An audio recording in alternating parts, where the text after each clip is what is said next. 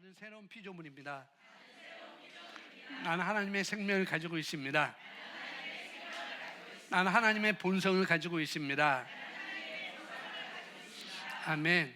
오늘 제목이 새로운 피조물의 단단한 기초라고 했는데 다른 것 다 잊지 마시고, 오늘 설교 다 잊지 마시고, 가장 핵심적인 것, 나는 본성으로부터 시작한다. 이것을 기억을 딱 해놓으시면 될 것 같아요. 뭐라고요? 나는 본성으로부터 시작한다. 그러니까 내가 본성이 무엇인지 또 여러분 다 알고 있으니까, 그래서 오늘 말씀은 그런 주제가 되겠습니다. 여러 말씀을 하겠지만은 아주 단단한 기초, 나는 본성으로부터 시작한다. 나는 새로운 본성, 하나님의 본성, 내게 주신, 내가 거듭날 때 주셨던 그 본성으로 시작한다라고 이렇게 딱 자리를 딱 잡으시고, 그걸 우리는 차지라고 하잖아요. 딱 그것을 딱 잡고 이렇게 출발하면 되겠습니다. 그래서 이 새로운 피조물에 대한 접근이라고 이렇게 볼 수도 있고요. 그래서 여기에 대해서 잠깐 나누겠습니다. 그래서 왜 그러냐면 우리는 새로운 피조물의 접근은 좀 다르잖아요. 다른 것을 우리가 알고 있는데, 그런데 이 새로운 피조물은 새로운 피조물의 방식이 있다는 거예요. 방식. 새로운 피조물인데 그 새로운 피조물은 새로운 방식이 있다. 다른 방식이 있다라고 있습니다. 그래서 그 방식으로 우리가 접근하면 그러면은 그냥 결과가 나오게 되어 있습니다. 이건 그래. 물이 들어가면은 우리 이제 까만 잉크를 쏟으면은 까만 잉크, 빨간 잉크를 쏟으면은 빨간 물이 이렇게 변하는 것처럼 우리가 새로운 방식을 내가 장착하고 내가 그 안에 있다는 걸 알고 그러면은 그 결과가 분명히 나오게 됐다는 거죠. 그래서 이 새로운 피조물, 우리가 거듭나면서 내가 예수님을 영접하면서 어떤 생명을 받은, 내가 어떤 생명을 받았는가, 거기부터 우리가 또 출발하는 것이죠. 시작하는 것입니다. 그래서 새로운 피조물 얘기를 하면서 그 새로운 본성을 이해하지 못하면, 그러면은 새로운 본성으로 시작하지 않으면은 그러면 새로운 피조물로 우리가 살 수가 없어요. 새로운 피조물에도 불구하고 새로운 피조물로 우리가 살 수가 없는 거라는 거죠. 그래서 그냥 옛날식으로 하면은 새로운 피조물 말만 하는 거예요. 나는 새로운 피조물이야. 나는 하나님의 생명을 가지고 있어. 나는 하나님의 의롭게 됐어. 나는 다스리는 사람이야. 성령이 내 안에 있어라고 말은 하지만, 그렇지만 그렇게 해서는 새로운 피조물을 살 수가 없다는 거죠. 말만 해서는 새로운 피조물의 삶을 살 수가 없어요.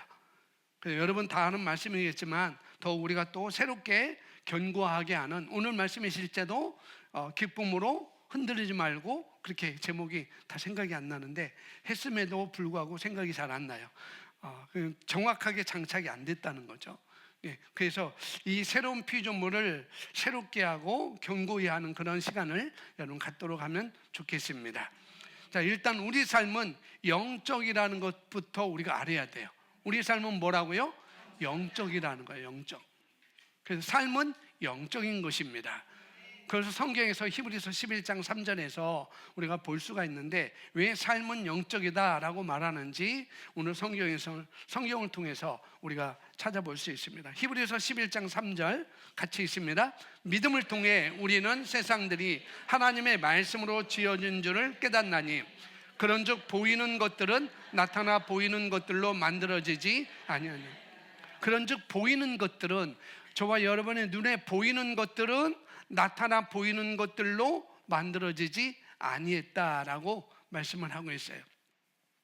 그래서 어떤 사람이 그냥 어떤 사람에게 그 어떤 일이 그냥 일어난 것 같지만, 그렇지만은 항상 그게 아니라는 거죠. 항상 눈에 보이는 것은 보이지 않는 것으로 말미암아 나타나게 된다라고 성경은 말하고 있습니다. 하나님께서 말씀으로 세상을 창조하셨죠. 우리는 그걸 알고 있습니다. 그런데 이렇게 이 실제가 이렇게 나타나기 이전에 소래산, 또 갯굴공원, 그런 것들이 나타나기 이전에, 그런 것들이 나타나기 이전에 하나님의 그 마인드, 하나님의 사고방식, 하나님의 생각 속에는, 하나님의 마음 속에는 뭐예요? 이미 영적 세계에서 그걸 보고 계셨던 것이죠. 우주 만물은, 하늘의 우주는 어떻게 될 것이고, 이 하늘의 우주의 행성은 어떻게 되고, 홍성은 어떻게 되고, 우주는 어떻게, 은하계는 어떻게 될 것이다 라고 이미 하나님의 머릿속에 다 생각하시고, 그리고 어떻게 해요? 그 말씀을 선언함으로 말미암아 땅은 이제 뭇과 육지와 바다로 나뉘을 거다라고 생각하시고, 그렇게 선언함으로 말미암아 이 땅의 모든 것들이 존재가 되는, 씨 맺는 열매를 맺게 될 것이다, 그렇게 하는 그런 창조를 우리 하나님이 하신 거라는 거죠. 그래서 우리 인생도 마찬가지라는 거예요. 하나님이 천지 창조하실 때 그렇게 하신 것처럼 우리 인생에도, 우리 마치 어떤 사람은 계속 힘든 삶을 사는 사람이 있을 것이고, 근데 어떤 사람은 어떻게 해요? 계속 형통하는 삶을 사는 것 같고 그래요. 하지만 그것은 바로 배경이 있다는 거죠. 왜 저 사람이 저렇게 힘든 삶을 계속 살아가는가? 아니, 저 사람은 왜 이렇게 형통한 삶을 살지? 근데 그게 그냥이 아니고 삶은 영적이다라고 했으니까 그 뭐냐면 바로 배경이 있다는 거죠. 배경이 있습니다. 뭐요? 영적인 배경 때문에 자연적 영역에 나타나는 것을 말하고 있습니다. 그래서 눈에 보이지 않는다고 해서 존재하지 않는 것이 아니라는 거죠. 내 눈에 보이지 않으니까 그건 존재하지 않아 라고 그것이 될 수가 없어요. 그래서 이 세상 사람들은 감각으로 살기 때문에, 감각, 내가 느껴야 되고 내가 보여야 되고 내가 맛보여야 되고 그렇게 그런 감각으로 살기 때문에 눈에 보이지 않는다고 한다면 그러면은 없다고 얘기하죠. 하나님은 믿으세요. 하나님이 어디 있어? 하나님은 보여줘봐. 차라리 내 주먹을 믿지라고 이렇게 얘기하는 거. 그러니까 눈에 보이지 않으니까 감각으로 이렇게 살기 때문에 없다고 얘기하는 거죠. 그래서 눈에 나타나면 내가 믿을 것이다. 눈에 나타나면은 있다고 이렇게 생각하는 것이 바로 세상 사람들이라는 거죠. 근데 우리는 뭐예요? 우리는 고린도후서 4장 18절에 이렇게 말하고 있습니다. 우리가 주목하는 것은 있습니다. 보이는 것이 아니요 보이지 않는 것이니, 보이는 것은 잠깐이요 보이지 않는 것은 영원합니다. 그러니까 눈에 보이는 것은 잠깐이지만 눈에 보이지 않는 것은 영원하다라고 말씀하고 있어요. 그래서 영적인 영역이 먼저 존재하고 그 결과로 자연적인 영역에 뭔가 나타난다. 이것을 우리가 알아야 된다는 거죠. 그래서 삶은 영적이라는 것. 그래서 지금 어떤 사람이 그렇게 살고 있는 것은 뭐예요? 속 사람의 모습이 그렇기 때문이라는 거죠. 저 사람이 왜 저렇게 살고 있지? 그 사람은 속 사람이 그렇기 때문에 그렇게 사는구나. 어떤 사람은 계속 부정적으로 생각하고 또 부정적으로 이렇게 걱정하고 또 생각한다면 그 사람은 계속 뭐 할 거예요? 걱정할 거예요. 그 사람은. 속 사람은 계속 부정적인 것으로 생각하고 부정적인 것을 말하면은 그 사람은 계속 그렇게 살 것입니다. 걱정하는 것은 어떻게 보면은 영적인 거라는 거죠. 그런데 걱정, 염려, 근심, 우리가 2주간의 말씀을 듣는데 그런 것들은 영적인 거기 때문에, 그런 어둠이기 때문에 그 사람이 계속 걱정하고 살아가면, 그 다음에 계속 염려하고 살아가면, 근심하고 살아가면 그 앞날은 어떻게 해요? 어둠의 결과만 나타날 뿐이라는 거죠. 근데 우리는 그래서 우리가 그런 삶을 바꿔주고 싶어요. 바꿔줘야 되는 거죠. 그래서 왜 그 사람이 왜 이렇게 걱정하지? 왜 이 사람이 이렇게 무엇 때문에 걱정하는지, 그 걱정하는 요소를 우리가 발견해가지고 네가 걱정할 필요 없어, 너는 염려할 필요가 없어, 그걸 말할 뿐만 아니라 그 말할 말씀의 근거에서 우리가 증거를 해줘야 되고, 그리고 그 사람의 말씀을 붙잡게 해서 이 사람이 그 말씀에 설득돼서 이제는 생각을 바꾼다면, 그럼 이 사람은 더 이상 그런 부정적인 생각을 하지 않고 긍정적인 미래를 분명히 바라볼 것입니다. 그리고 그런 긍정적인 미래를 바라보고 생각하던 그 사람이 그런 말을 하기 시작할 것입니다. 분명히. 그러면 그 사람의 미래는 달라지게 되는 것이죠. 그래서 이것을 성경 잠언이 이렇게 우리에게 말씀을 해주고 있습니다. 잠언서 4장 23절 말씀인데 같이 읽습니다. 열심을 다하여 내 마음을 지키라. 이는 삶의 문제들이 거기서 나옵니다. 다시 한번요. 열심을 다하여 내 마음을 지키라. 이는 삶의 문제들이 거기서 나옵니다. 그래서 우리가 이제 개역 성경에는 모든 지킬 만한 것보다라고 말하고 있어요. 여기는 열심을 다하여, 다른 번역본을 썼는데 열심을 다하여 내 마음을 지키라 하는데, 여기 내 마음은 영어로는 heart입니다. 그래서 여기 이 모든 게 여기에 우리 심령에, 우리 속에 있다는 것이죠. 그러니까 이걸 잘 지켜야 된다라고 말하고 있습니다. 끝없이 우리가 세상에서 보면서, 그러면 불신앙적인 요소들이 우리에게 들어오겠죠. 여기에도 들어오고, 여기 우리 속사람 안에도 들어오고. 그래서 그런 세상적인 것들을 보면은 어떻게 해요? 걱정거리가 들어오고, 그런데 다른 사람은 나한테 그렇게 의도 있게, 근데 어떤 사람은 나한테 그렇게 의도 있게 날 걱정하게 하려고 한 건 아닌데 뭔가 말해줄 때, 근데 나는 그것을 걱정할 수밖에 없어. 왜? 그런 정보들이 우리에게 너무나 많기 때문에 그런 거라는 거죠. 그래서 정말 우리가 잘 지켜야 된다. 열심을 다하여 내 마음을 지켜라. 잘 지키라는 거죠. 그래서 요즘에는 인생을 평균 90년씩 살아가잖아요. 평균 여러분 뭐 장례식장 가면은 이제는 뭐 70, 60 그렇게 없어요. 거의 90, 뭐 89세, 뭐 90세, 91세 그렇게 돌아갑니다. 되게 연금에 대해서 공부하는데 그 저자가 그런 얘기를 하는 거예요. 지금 자기도 장례식장에 가보니까 보통 평균이 90이더라. 그래서 이제 미래를 위해서 이제 너희들이 연금을 준비해야 되지 않겠니? 라는 그런 책을 제가 공부를 읽고 있어요. 자, 그래서 요즘에는 인생을 그러니까 90년씩 살아간다는 거죠. 90년. 그럼 어떤 사람이 자기 속 사람을 90년을 지켜야 되는 것이죠. 그죠? 근데 열심을 다하여 내 마음을 지켜라. 내 속 사람을 지켜라. 몇 년 동안? 90년 동안. 90년 동안 지켜야 되는 거예요. 그래서 계속 잘 지키면 그 사람의 속 사람은 점점 아름답게 변해서 삶은 점점 아름다워지겠죠. 그것이 성경의 원리입니다. 근데 어떤 사람이 90년을 계속 부정적인 것만 쌓았다고 생각해 보세요. 와, 90년 동안 부정적인 것만 쌓았어. 90년 동안 동만 쌓았어요. 동만 가지고 있어요. 동이 뭔지 알죠? 거기다가 쌍디귿하면 돼요. 그것만 쌓았어.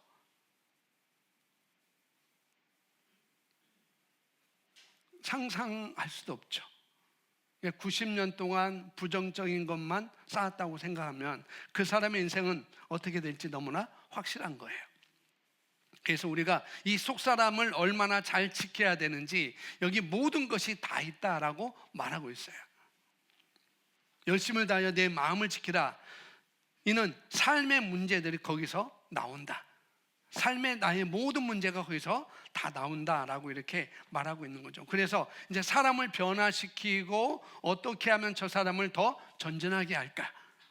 저 사람은 어떻게 하면 하나님의 진리의 말씀으로 자유케 해서 전진하게 할까? 이제 그런 목적이 되다 보니까 이제 그런 쪽으로 우리가 접근을 하게 되고 그 다음에 그런 열매를 계속 어떻게 해요? 생기게 되어 있습니다. 그렇게 접근하면.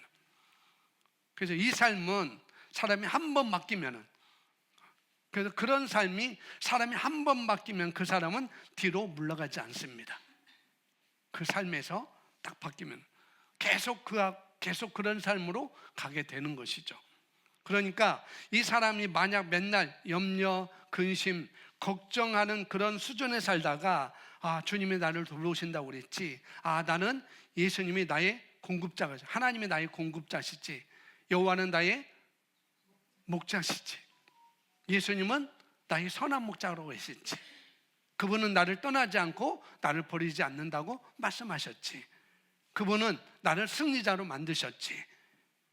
그렇게 그분은 나를 다스리는 사람으로 만드셨지. 그래서 이런 수준 우리가 올라가게 되면 염려, 근심의 그런 수준에서 이제는 나는 다스리는 사람이야, 나는 정복자보다 나은 사람이야 라고 그런 수준으로 올라가게 되면 그 수준에 살게 된다는 거죠. 또 그 수준에 살 뿐만 아니라 앞으로 더 전진하게 되어 있습니다. 그래서 이런 사람은 자기 인생을 계속 살아가면서 자기 주변에 그런 영향력을 계속 또 미칠 거라는 거죠. 자기만이 아니라. 그런데 그렇게 말씀을 많이 알고, 우리가 하나님의 말씀, 이 새로운 피조물의 말씀을 많이 알고 그렇게 열심히나 없으면은 그래도 억울하지 않을 텐데,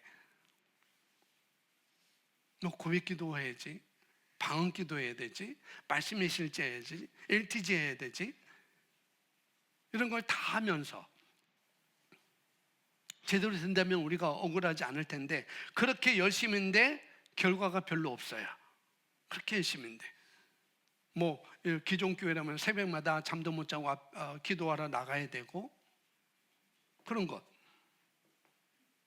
성경을 늘 펴놓고 있는데 뭐예요? 역시 근데 삶을 다스리지 못해. 그렇게 열심히 하는데, 그리고 삶은 날마다 근심과 걱정과 염려에 쌓여가지고 그렇게 살아간다면, 그러면 주변에 있는 사람이 그 사람 보면서 왜 예수를 믿고 싶겠어요? 저 사람이 저렇게 열심인데, 주일날 어디 가야 되는데, 놀러 가야 되는데, 근데 주일날 놀러 가지도 않고 교회 나와 11시에. 근데 그렇게 열심인데 내 삶은 전혀 변하지 않아. 그걸 보면서 누가 그 사람을 보고 하나님을, 예수님을 믿겠느냐는 거죠. 그런 사람들이 주변에 그리스도인들이 너무나 많이 볼 수가 있습니다. 그래서 우리가 계속 이제 속사람을 잘 지켜야 된다는 거죠. 우리 속사람 열심을 다하여, 그냥이 아니고 열심을 다하여. 열심이 뭔지 알죠? 열심히 공부해야 하는 걸. 열심을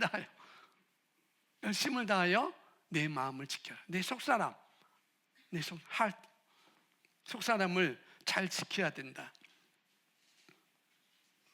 그래서 여기 나오는 저와 여러분의 인생은 나와 하나님의 합작품이라는 거예요. 우리 인생은 나와 하나님의 합작품이에요. 이걸 우리가 잘 이해를 해야 됩니다. 그래서 하나님이 하시는 일이 있고요, 그 다음에 내가 하는 일이 있어요. 동전의 양면처럼. 그걸 우리가 잘 이해해야죠. 그래서 하나님은 우리를 이 땅에 태어나게 하셨고, 그리고 우리를 어떤 자로 이 땅에 보내셨는지 만드신 작업을 하셨고, 그 다음에 우리를 태어나게 하시고 우리를 구원하게 하시고 우리를 성장하게 하셔서 또 어떻게 해요? 하나님의 나를 향한 뜻이 뭔지, 나를 향한 하나님의 뜻이 뭔지 내가 알아서 만들어져 가야 되고, 그 자리에 내가 가야 되는 것이고, 또 뭐예요? 그럼 하나님의 나를 향한 최고의 뜻을 이루는 자리까지, 그런 자리까지 내가 가게 되는 거라는 거죠. 그런 과정 안에 나는 하나님의 사랑을 또 경험을 하게 되는 것이고, 또 하나님의 진리의 말씀으로 우리를 자유케 하는 것을 우리가 경험하게 되고, 그 음성을 듣고, 그 성령님의 음성을 듣고 인도받는 걸 배우게 되고, 그럼 점점점 이루어지는 것이 뭐냐? 그러면은 그분이 나를 향한 이 땅에서 하나님의 뜻을 알게 되는 것이죠. 그 모든 과정이 우리 삶 가운데 일어나게 되어 있다는 거죠. 시편 115편에 그 말씀에 대해서 나의 인생은 나와 하나님의 합작품이다라는 그런 말씀을 시편 115편 16절에서 이렇게 찾아볼 수가 있습니다.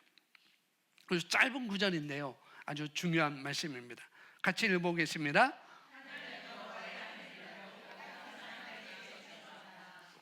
하늘은 여호와의 하늘이라도 땅은 인생에게, 사람에게 주셨도다라고 말하고 있어요. 그래서 하늘의 영역, 우리가 이 하늘의 영역이면은 영적인 영역을 말하는 것이죠. 영적인 영역. 그러니까 영적인 영역들에 하신 일은 하나님이 하셨어요. 그래서 하늘은 여호와의 하늘이라도 영적인 일은 다 하나님이 하셨다는 거죠. 그 말씀을 하고 있는 것입니다. 그러나 이 자연적인 영역은, 땅은, 이 자연적인 영역은 사람에게, 저와 여러분에게 뭐예요? 주셨다는 거예요. 맡기셨다는 거예요. 그래서 이 땅의 것은 사람이, 저와 여러분이 하게 되어 있어요. 땅에 있는 거는 사람이 변화시키는 것입니다. 그러니까 하나님이 이 땅의 일에 대해서는 저와 여러분에게 맡긴 거라는 거죠. 그러니까 우리가 내가 하나님의 음성을 듣고 성령님의 음성을 듣고 내가 할 일이 뭔지 찾아서 해야 되는 거예요. 이 땅에서 그냥 하나님이 하실 거라고 기대하고 있어서는 안 된다는 거죠. 그래서 우리가 이제 이 땅은 사람의 손에 주어졌다, 우리 사람에게 주셨다, 우리 인생에게 주셨다. 그래서 이제 우리가 그걸 잘 알아야 된다는 거죠. 그래서 모세도 홍해를, 모세가 이제 출애굽해서 이제 가나안 땅 들어갈 때 첫 번째 관문이 뭐냐? 홍해를 맞닥뜨렸죠. 앞으로 갈 수도 없고 뒤로 갈 수도 없고. 이제 가나안 땅 들어갔는데 뒤에서는 바로 군대가 쳐들어오고 앞에는 홍해가 가로막고 있고. 근데 모세가 너희는 가만히 있어. 너희는 가만히 있어. 주가 하나님 됨을 너희가 알아야지라고 이렇게 말하는데, 하나님이 갑자기 왜 너 가만히 있냐? 내 손에 있는 지팡이를 내가 들고 내가 홍해를 갈라. 그렇게 말씀하신 거죠. 그러니까 모세는 그냥 말하기 좋게 거룩한 말로, 지도자니까 거룩한 말로 너희는 가만히 있어. 주가 하나님 됨을 너희는 알아라 라고 말했는데, 하나님은 아니야. 네가 할 일이 있지. 내가 지팡이 들어서 홍해를 네가 갈려야 되지 라고 하나님은 말씀하는 거죠. 그러니까 하늘의 영역이 있고 하나님께서 이미 만들어 놓으신 그것들이, 영역들이 있고, 근데 땅은 우리에게 주셨다는 거죠. 그래서 모세에게 그렇게 말씀하는 거예요. 하나님이 하실 거야, 하나님이 하실 거야 라고 말하는데 뭐예요? 아니야, 네가 해야 돼. 네가 땅을 갈려야지, 내가 홍해를 갈려야지 라고 그렇게 말씀하는 거라는 거죠. 그래서 이 원리가 이 땅에 있는 것에 대해서는 하나님이 저와 여러분에게 맡기셨다는 거죠. 그래서 하나님이 역사하시는 두 가지로 하나님은 항상 두 가지로 역사하셔요. 뭐냐면 하나님의 은혜로 말미암아 하나님의 입장에서 주관적으로 역사하는 것이 있어요. 하나님의 입장에서 그 은혜로 말미암아서 그 하나님의 입장에서 하나님 주관적으로 일하시는 것이 있다는 거죠. 그러나 이 일은 흔한 일이 아닙니다. 그러니까 퍼센트로 본다면은 그렇게 많지 않은 퍼센트라는 거죠.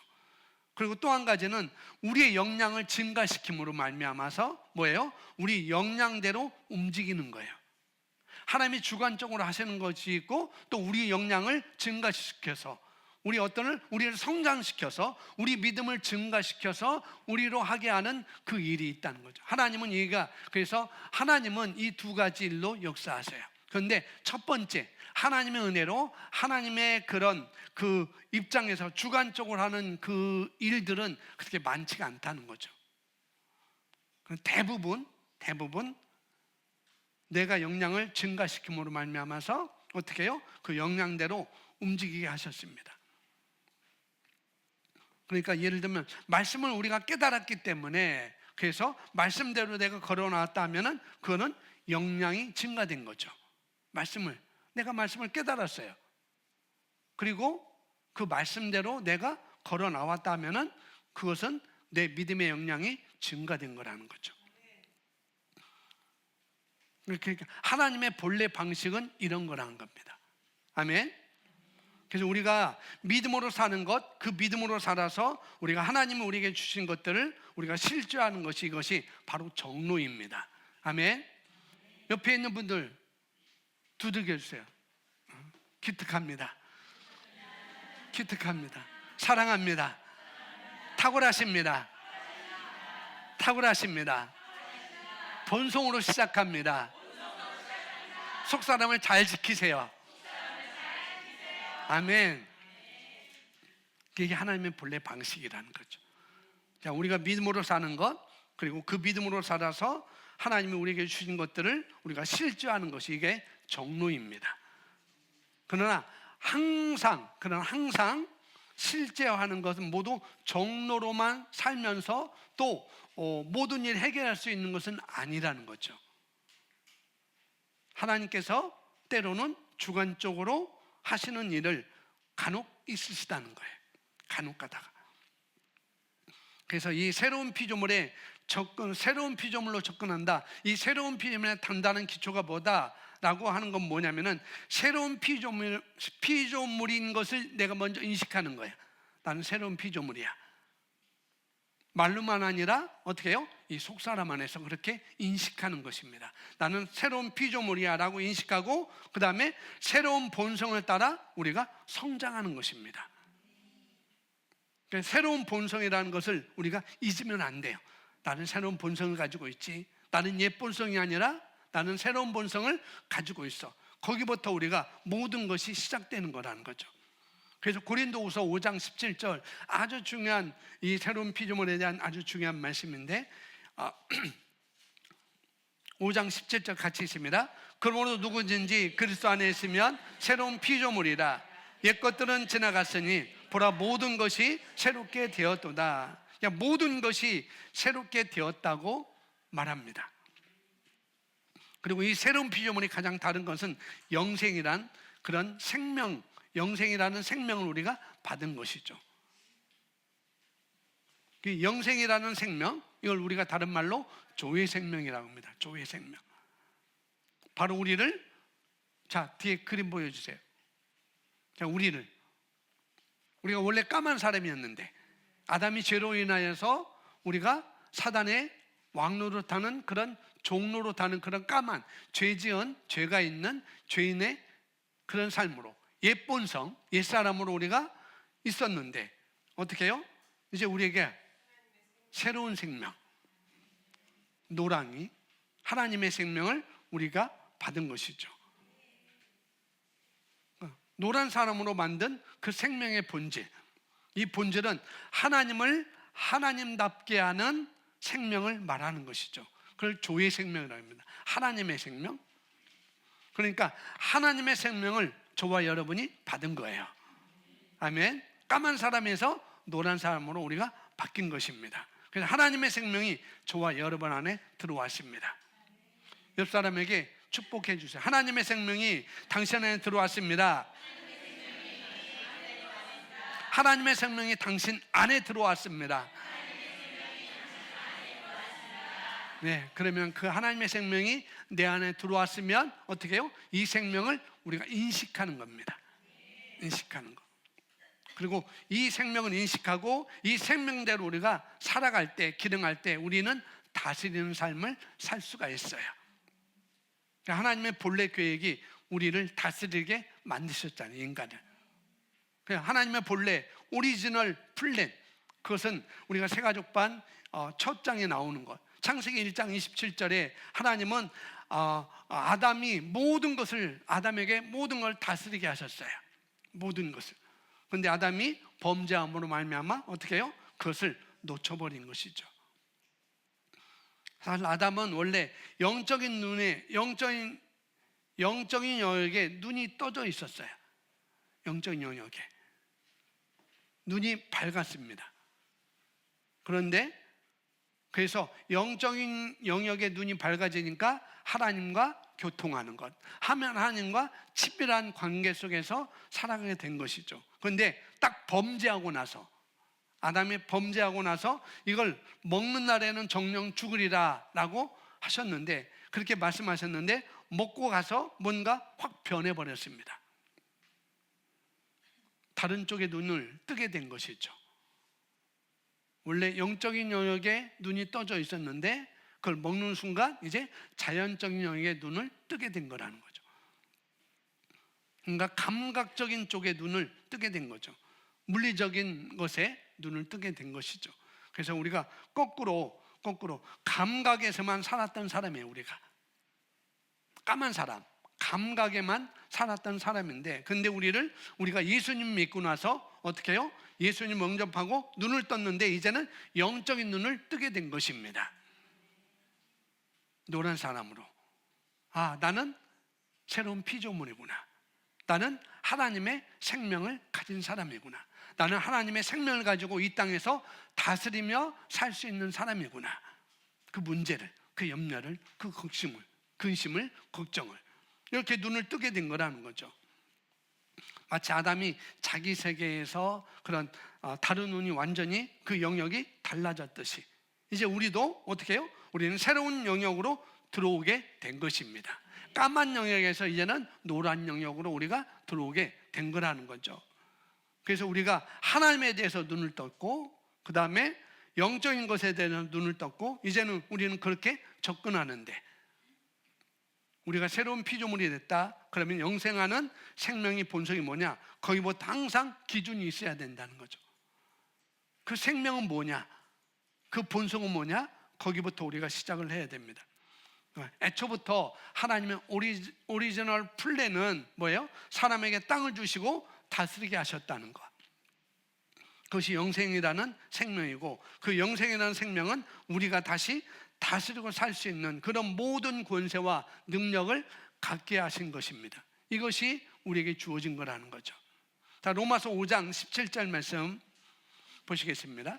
로마서 5장 17절 우리 같이 읽어보겠습니다. 한 사람의 범죄로 말미암아 사망이 그 한 사람으로 인하여 군림하였다면 더욱더 은혜의 풍성함과 의의 선물을 넘치도록 받은 사람들이 한 사람 예수 그리스도로 인하여 생명 안에서 군림할 것이니라. 그래서 군림할 것이니라, 군림한다, 다른 말로는 왕노릇한다, 또 다른 말로는 다스린다라고 말을 하고 있어요. 그래서 저와 여러분은 다스리는 삶, 이것이 우리에게 예수 그리스도께서 가져온 삶이라는 거죠. 그래서 우리는 다스려야 마땅합니다. 우리 옆에 분에게 말해주면 다스려야 마땅합니다. 통제받지 말고 통제하십시오. 다스림을 받지 말고 다스리세요. 예, 그게 마땅합니다. 우리 그리스도인들은 여기에 계신 분들은 다스리는 삶이 주어졌습니다. 근데 여기 키가 있어요. 키가 어떤 키냐? 생명 안에서 한 사람 예수 그리스도로 말미암아 생명 안에서 이 생명이 조의 생명입니다. 하나님을 하나님답게 하는 생명. 이 조의 생명으로 우리가 기능할 때 우리가 다스릴 수 있다는 거예요. 그래서 우리가 이것을 잘 이해를 해야 되는 거죠. 그러니까 예수님은 마태복음, 마가복음에서 이 베드로, 안드레를 부르실 때 이들이 어부였었는데 부르실 때 예수님께서 내가 나를 따라오너라. 내가 너를 사람을 낚는 어부가 되게 하리라 라고 말씀하셨어요. 그러니까 내가 나를 따라오면 내가 뭘 줄게가 아니고 뭐예요? 내가 나를 따라오면은 내가 널 만들어 이렇게 갈게 라고 말씀하는 것이죠. 뭘 주는 게 아니라 우리가 그렇게 만들어 가는 것입니다. 말씀을 따라가면. 그러니까 우리한테도 마찬가지하는 거예요. 나를 따라와. 그럼 내가 널 만들게. 근데 그 만드는 도구가 뭐냐? 말씀과 성령이라는 거죠. 말씀과 성령. 그러니까 우리는 말씀과 성령으로만 우리는 만들어져 가는 거예요. 사람이 변한다는 게 진짜 불가능합니다. 아까도 말했듯이 90년 동안 부정적인 것을 쌓아오면은 그 사람은 바뀌기가 참 힘들겠죠. 특히 나이가 든 사람들은 나이가 50, 60 이상 이렇게 되면 50년, 60년 그 이상 된 살아오는 동안 자기 나름대로 살아온 게 있잖아요. 저 나름대로 살아온 게 있고 여러분 나름대로 살아온 게 있어요.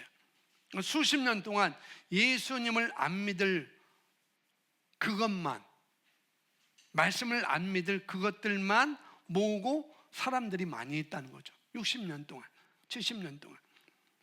그래서 진짜 성령님의 역사가 아니고는 사람은 변할 수가 없다는 거죠. 왜? 그렇게 살아왔기 때문에. 근데 이제 사람들도 마찬가지고 그리스도인들도 그러는데 그게 너무 놀라운 건 하나님의 말씀과 성령으로 변화된다는 거예요. 아멘. 그래서 사도 바울이 에베소 교회를 떠나면서 어떻게 해요? 주와 그 은혜의 말씀께 너희를 부탁한다. 그 말씀을 하는 것이 다른 것이 아닙니다. 성령과 말씀으로는 사람이 변화되어 있습니다. 그리고 어떻게 아름답게 변화된다는 거죠. 그래서 우리가 뭘 이해해야 되는가? 본성을 이해를 해야 됩니다. 아멘. 그래서 항상 우리가 본성으로 시작하는 거예요. 본성. 그 본성인 나는 하나님의 조의 생명을 가지고 있다. 그 본성은 뭐예요? 다스리는 삶이라는 거죠. 그 본성으로 우리가 시작하는 거예요. 그러니까 본성이 어디 있어요? 우리 안에 있잖아요. 우리 심령 안에, 우리 속사람 안에 있잖아요. 그래서 항상 안을 먼저 생각해야 됩니다.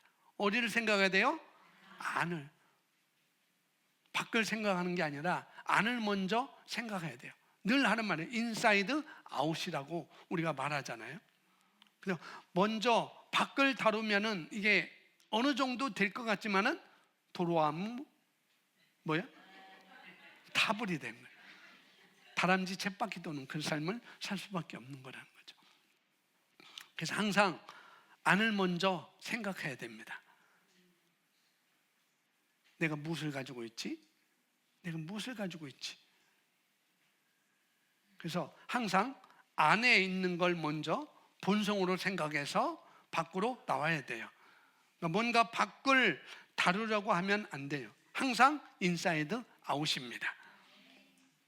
그래서 내가 먼저 안에서부터 내가 시작이 돼야 돼요. 그리고 밖으로 나와야 되는 것이죠. 그러니까 우리가 삶을 다스리도록 모든 권세가 이미 주어졌습니다. 그러니까 주어졌으니까 삶을 다스리려면 어디부터? 안으로부터 나오는 거예요. 아, 내게 이것이 주어졌구나 라고 그걸 인식하고 그걸 내가 말하고 그걸 행동으로 나가는 것이죠. 요한일서 5장 4절에 이렇게 말하고 있습니다. 우리 고백할까요? 이는 시작. 이는 하나님께로부터 태어난 자는 누구든지 세상을 이기는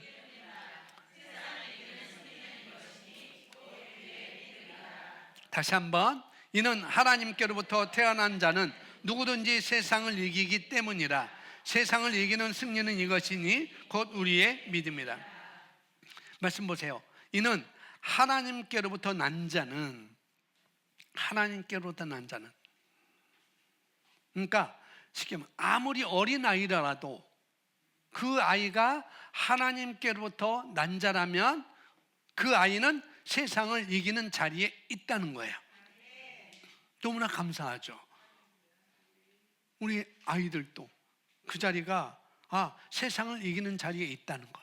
새로운 피조물이라면, 하나님께로부터 난 자라면. 그래서 그 자리에 있어요. 그런데 뭐예요? 믿음을 적용을 해야 되는 거예요. 내가 그 자리에 있지만 하늘에는 하나님의 영역을 이미 하늘에 다 만들어 놓으셨고 땅에는 사람들에게 주어졌다고 그래요. 주셨다고 그랬어요. 그러니까 이미 하나님께로부터 태어난 자 누구든지 세상을 이긴다고 말씀하셨는데, 그런데 이 땅에서 그 사람이 뭐예요? 믿음을 적용을 시켜야 된다는 거죠. 그래서 세상을 이기는 승리는 이것이니 뭐라고요? 나의 믿음이라는 거예요. 다 이기게 만들어 놓으셨는데 중요한 것은 믿음으로 우리가 이길 수 있습니다. 영적으로 성숙한 사람만이 아니라 어린아이도 위치는 다 이기는 자리에 있는데 뭐예요? 믿음으로.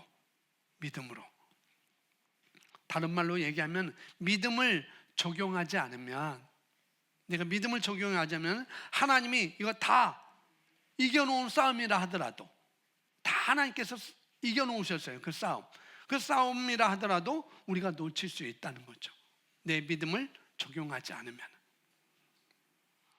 왜냐하면 이 땅의 것은 사람으로 말미암아 어떻게 해요? 다스려지게 되어 있기 때문에. 그래서 믿음이라는, 이 땅에서 우리가 믿음이라는 것을 적용하지 않으면 내가 이기는 자리에 있지만, 승리의 자리에 있지만 그걸 실제하지 못할 수도 있다. 이런 말씀을 우리에게 지금 또 단편적으로 보여주는 말씀이라고 볼 수 있습니다. 자, 로마서 5장 17절인데 다시 한번 우리 읽습니다. 한 사람이 시작. 한 사람의 범죄로 말미암아 사망이 그 한 사람으로 인하여 군림하였다면 더욱더 은혜의 풍성함과 의의 선물을 넘치며 사는. 아멘.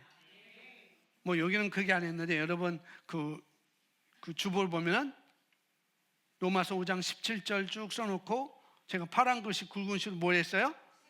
생명 안에서. 그러니까 여러분 로마서 5장 17절 보면은 뭐 다른 것도 다 뭐 눈에 띄어도 좋겠지만은 먼저는 생명 안에서가 딱 튀어나와야 되는 거예요. 예수 그리스도를 위하여 생명 안에서. 그러니까 군림을 하는데 우리가 다스리는 삶을 사는데 어디 안에서? 생명 안에서. 그 생명, 그 영생, 조회구나. 조회구나. 하나님을 하나님답게 하는 생명이구나. 이 조의 생명, 이걸로 말미암아 내가 승리하는 거구나. 이걸 우리가 볼 수 있어야 된다는 거죠. 그래서 생명 안에서 우리가 군림, 왕로로 탈 것이다. 그래서 우리가 본성을 이해하고 그 다음에 우리 위치, 승리의 자리에 있다는 그 위치를 우리가 봐야 되고요. 그 다음에 앉으매가 늘 앉아 있지 말고 어떻게 해요? 벌떡 일어나서 나가서 해야 될 것을 하는 것이죠. 벌떡 일어나서 가야 될 길을 가야 되는 것입니다. 그러니까 우리가 뭘 봐야 되는지, 우리가 무엇을 해야 되는지, 무엇을 말해야 되는지 그걸 보고 우리가 해야 되는 거라는 거죠. 그래서 우리가 믿음으로 말미암아 실제가 되는 것입니다. 그러니까 이것을 우리가 갖다가 이제 두 가지 법칙으로 우리가 볼 수 있는데 우리가 새 사람을 입는 것에 대해서 말하고 있습니다. 에베소 4장 22절, 23절 말씀, 24절까지 같이 있습니다. 이전 행실에 관하여서는 기만의 욕망을 따라 썩어진 옛사람을 벗어버리고 너희 생각의 영 안에서 새롭게 되어 하나님을 따라 의와 참된 거룩함 안에서 창조된 새 사람을 입으라. 새 사람을 입는 것입니다. 그러니까 우리가 입는 거예요. 내가 입는 것입니다. 저 사람이 입는 게 아니라 내가 입는 거예요. 그래서 이 안에 이미 있는데 우리는 이 안에 이미 있어요. 내가 누구라고 이미 우리 안에 다 있습니다. 속사람 안에. 그래서 그걸 갖다가 바로 밖으로 나타나게 하는 것, 그것을 입는 상태라고 말해요. 밖으로 이 안에 이미 다 주어졌는데 그걸 밖으로 나타내는 것, 그것을 여기서는 새 사람을 입으라라고 말을 하고 있어요. 그걸 갖다가 우리가 새 사람이라고 이렇게 표현하고 있습니다.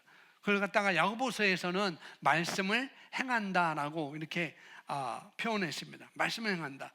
그러니까 말씀을 행한다라고 하면은 우리가 구약식으로 생각해서 행동이 먼저 생각할 수 있습니다.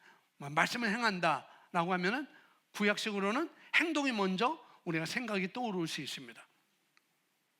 그런데 새로운 피조물은 절대 행동을 먼저 생각하지 않는다는 거죠. 뭐예요? 먼저 뭘 생각하세요? 속사람, 영생, 본성을 먼저 생각하는 것이죠. 어떤 사람이 내 원수를 사랑해야지 라고 이렇게 원수를 사랑하고 축복해야 되지 라고 이렇게 말한다면은 축복해야지, 사랑해야 되지, 그러면서 행동이 먼저 나오는 게 아니라 뭐예요? 우리는 새로운 피조물은 내 안에 그 사랑이 있지, 원수까지 용서할 수 있는 그 아가페 사랑이 내게 부어졌지라고, 이것부터 우리가 여기로부터 먼저 시작하는 거예요. 먼저. 그래서 우리는 하나님의 말씀이 뭐라고 말하는지 먼저 생각하고 그 다음에 말씀을 말하고 그 다음에 말씀을 따라 행동하는 것이죠. 먼저 생각하는 것입니다. 내가 가지고 있는 본성이 뭔지, 여기부터 시작하는, 그걸 갖다가 말씀을 행한다라고 이렇게 표현을 했습니다. 그것이 야고보서 1장 22절에 나와 있는데 같이 보겠습니다. 그러나 시작. 그러나 너희는 말씀을 행하는 자가 되고 단순히 듣기만 한 자가 되어 자기 자신을 속이지 말라. 듣고만 있으면 내가 나를 속인다라고 이렇게 말을 하고 있어요. 그러니까 듣고만 있으면 나는 다 아는 것 같아, 나는 다 알 수 있는 것 같아. 근데 지금 막상 실상에 가면 그것이 우리가 이루어지지 않는 것이죠. 그게 안 돼요. 그래서 말씀을 행한다는 건 뭐냐? 그 말씀이 그렇다고 말하면은 어떻게 해요? 나는 먼저 그렇게 생각하고 그렇게 말하고 그렇게 행동하라는 것이죠. 아, 내가 누구이지? 먼저 생각하는 거예요. 난 뭘 가지고 있지? 내 본성은 뭐지? 내 본성은 다스리는 삶이구나. 이걸 먼저 생각하고 그 다음에 그렇게 그 현상에 대해서, 그 상황에 대해 내가 그렇게 말하고, 그게 말했다면 거기서 이제 일어나서 걸어가는 것이죠. 그 과정이 우리에게 있는 거예요. 25절 말씀, 25절 시작. 그러나 자유의 온전한 법을 주시하고 그 안에 계속 머물러 있는 자는 듣고 잃어버린 자가 아니라 오히려 신행하는 자니 이 사람은 그의 행실로 복을 받으리라. 자유의 온전한 법을 주시하고 그 안에 계속 머물러 있는 자는, 이 자유의 온전한 법이라는 게 참 특이한 언어입니다. 법은 우리를 자유케 하는 것이 아니죠. 법은 뭐예요? 우리를 속박합니다. 법이라는 거. 근데 이 법은 자유케 한대요. 이 법은. 법이 너무 온전해가지고, 너무 온전해져서 우리를 자유케 한다라고 이렇게 말하고 있습니다. 그래서 거기에는 그 안에, 근데 그 자유케 하는데, 근데 거기에는 그 안에 머물러 있는 자는 듣고 잃어버린 자가 아니다라고 말하고 있는 것이죠. 그러니까 우리가 그렇지 않아도 내가 누구입니까? 라고 그러면, 당신은 누구입니까? 라고 하면 나는 김기현이 아니라 당신은 누구입니까? 나는 새로운 피조물이지. 나는 본성으로 시작하는 사람이지. 나는 본성을 먼저 생각하는 사람이지 라고 우리가 말을 해야 되는 것이고, 그렇게 출발을 해야 되는 것입니다. 그리고 그걸 볼 때 나는 그리스도 안에서 나는 이런 자야. 그리스도 안에서 나는 승리하는 자입니다. 이렇게 하고 나서 현장에 가서는 그 말을 듣지도 않은 사람같이 그렇게 또 가면은 우리가 이길 수 없는 것이죠. 그 사람은 실패할 수밖에 없어요. 그러니까 지금 볼 때는 자유의 온전한 법을 주시하고, 내가 그 안에, 그 말씀 안에 내가 누구라고 말하는지 그 말씀을 계속 머물러 있는 자, 들여다보고 있는 자. 이제 이 시간은 내가 들여다보는데 어떻게 해요? 밖에 나가서는 다른 생각을 하는 사람, 그 사람은 복을 받을 수 없는 것이죠. 실제화할 수 없는 거라는 거죠. 근데 계속 그걸 바라보고 있다는 것, 계속 바라보고 있는 그것은 듣고 잃어버린 자가 아니다. 잃어버린 자가 아니다. 그리고 계속 그것을 주시한다면 그 사람은 그 행실로 그렇게 함으로 말미암아 복을 받는다라고 말하고 있습니다. 그러니까 듣기만 하지 말고 꼭 그렇게 삶에 나가서 그렇게 생각하고 그렇게 말하고 그렇게 행동을 할 때 그 일은 이루어진다, 이런 말씀을 여기서 야고보 사도가 이렇게 말을 하고 있는 것이죠. 자, 고린도후서 3장 7절 거울 원리가 있습니다. 거울 원리. 자, 새로운 피조물을 이해하지 못하면 절대 이해 안 가는 원리가 바로 이 거울 원리입니다. 18절에 나와 있습니다. 고린도후서 3장 18절 함께 있습니다. 시작. 그러나 수건을 벗은 얼굴로 보는 것 같이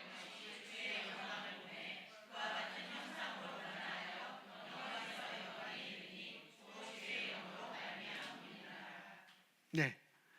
그래서 이 거울을 들여다본다는 것, 그걸 말하고 있죠. 거울에는 뭐냐? 그리스도 안에서 내가 누구인지, 이 말씀의 거울, 이 말씀이라는 거울에는 그리스도 안에서 내가 누구인지, 무엇을 가지고 있는지, 무엇을 할 수 있는지, 하나님이 나를 어떤 자로 만드셨는지가 들어있어요. 이 말씀의 거울에는. 그래서 그걸 어떻게 해요? 그걸 우리가 계속 들여다봐요. 그리스도 안에서 나는 이기는 자이구나. 그걸 내가 계속 들여다보는 것입니다. 그리스도 안에서 나는 사랑으로 섬기는 자이구나. 그것을 계속 들여다보는 것이고, 그리스도 안에서 나는 영원 구원자입니다라고 들여다보는 것이고, 그리스도 안에서 나는 치유자입니다. 계속 들여다보고 고백하고 고백을 하는 것입니다. 그래서 고백하고 들여다보면 여기에서 무슨 일이 일어나는 거예요? 우리 안에서. 무슨 일? 나도 모르게 그렇게 변모한다는 거죠. 나도 모르게 고백하는.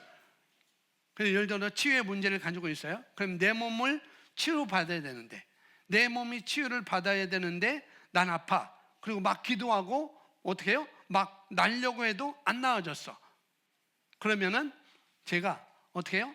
나는 예수님의 채찍이 맞음으로 나는 나음을 입었습니다 라고 그렇게 말하는 거죠. 그리고 내 안에 있는 하나님의 영생하는 생명이 주어졌다. 그리고 그 생명은 질병과 함께 동거할 수 없는 생명이다 라고 우리가 그렇게 고백하다가 어느 순간에 내가 그렇구나, 내가 그런 자이구나, 나는 그렇게 살 수밖에 없네 라고 깨달아지면 상태가 그때 변하게 된다는 것이죠. 그래서 계속 이것을 고백하고 또 선포하면 그러면 처음에는 이게 정말 그럴까? 이렇게 생각부터 시작하지만 고백하면 고백할수록 어떻게 해요? 내가 그런 자이네, 이거 맞잖아, 이게 맞는 것이네, 이게 합당한 거네, 그럴 수밖에 없네 라고 어떻게 해요? 내가 그렇게 변모되는 것입니다. 내 생각이 이렇게 변모되는 거예요. 그리고 내가 그렇게 말을 바꾸는 것이고 또 그렇게 내가 행동을 그렇게 하는 것입니다. 그러면서 내가 이제는 벌떡 일어나게 될 수 있는 거죠. 그 자리에서. 그래서 말씀과 성령의 사역이 함께 이루어질 때 우리는 계속 바꿔나가고 전진할 수 있는 것입니다. 그래서 지금 고백 기도가 중요하고 또 그렇게 해서 이 방언 기도가 중요한 이유가 성령을 우리가 활성화시키는 거기 때문에, 그래서 그만큼 중요한 것입니다. 이 두 가지가 함께 일어날 때 우리가 계속 변모하기 때문에, 그래서 이걸 목적으로 고백하는 거지, 고백을 나는 만들어주는 것이 아니에요. 고백이 나를 만들어주지 않습니다. 그런 목적으로 우리가 고백하는 것입니다. 그래서 오늘 이 새로운 피조물의 단단한 기초, 다른 건 없어요. 우리가 본성으로부터 시작하는 것입니다. 할렐루야. 그 본성은 더 쉽게 말하면 나는 다스릴 수 있는 사람이다, 나는 다스리는 사람이다라고 내 실제 상황에서 그렇게 살아가는 것입니다. 다른 건 없어요. 뭐로부터 시작한다? 본성으로부터 시작한다. 내가 까만 사람, 내가 사단의 왕노릇하에 내가 종으로 살 수밖에 없었는데 이제는 노란 사람, 하나님의 생명을 가지고, 그 생명은 다스릴 수 있는 생명이니까 그 생명을 가지고 내가 살아간다라는 시작부터 모든 상황에 그렇게 시작하는 것입니다. 아멘. 그렇게 될 수 있는 것은 말씀과 성령이라는 것, 그걸 우리가 고백하고 방언기도 하면서 활성화시키면서 우리가 그렇게 살아갈 수 있습니다. 아멘. 우리 다 같이 오늘 말씀 주신 말씀 붙들고 내가 아는 말씀이지만 다시 한번 내 삶에 그런 문제가 있다고 한다면 나는 이것으로부터 나는 시작할 것이다, 다시 시작할 것이다, 다시 시작할 것이다. 작심삼일도 너무나 좋습니다. 또 시작하면 되니까. 할렐루야. 우리 오늘